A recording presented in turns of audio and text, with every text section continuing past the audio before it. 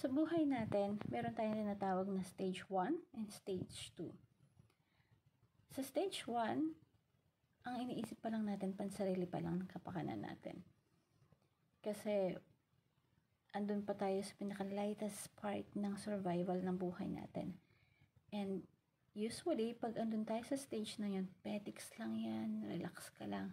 Kasi bakit? Andyan pa naman si mama andyan pa naman si papa So, kaya pang mag-relax, kaya pang magstay sa comfort zone, kaya pang magstay sa sitwasyon na hindi muna ako gagawa ng big decision sa buhay ko kasi meron pa tayong sinasandalan, meron pa tayong inaasahan. Kaya enjoy life lang muna. Yun yung moment na nasa stage 1 tayo. Pansarili pa lang yung iniisip natin.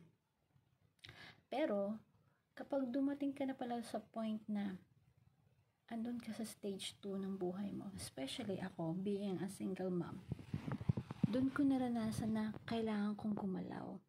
Kailangan kong mag-decide, kailangan kong umalis sa comfort zone ko kasi may isa pang buhay na nakaasa sa akin. Na kailangan kong kumilos kasi kapag hindi kami kumilos, hindi ko alam kung anong mangyayari sa amin. So, I need to decide. I need to step out of my comfort zone.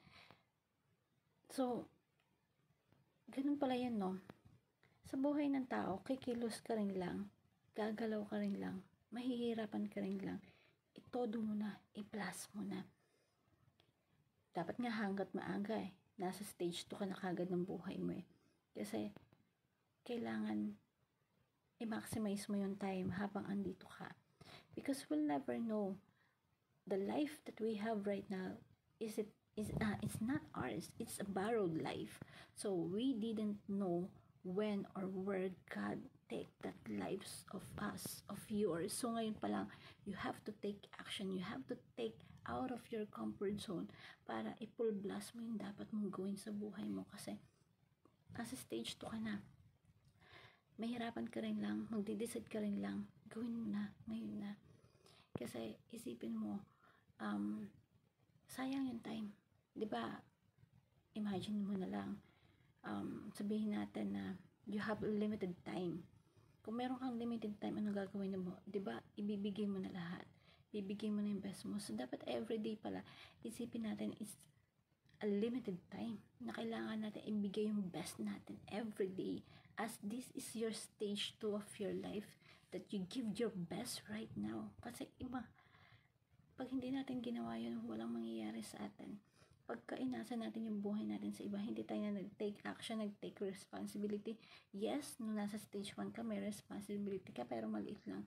But this time, you are in the stage 2. You have to take the big responsibility of your life.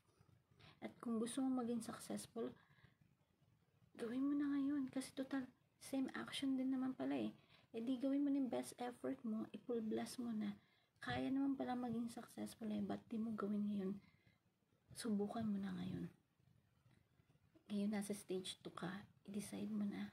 Ngayon pa lang, I'll take my actions, I'll take my move kasi stage 2 na ng buhay ko at dapat gawin ko ngayon, right? Ngayon na.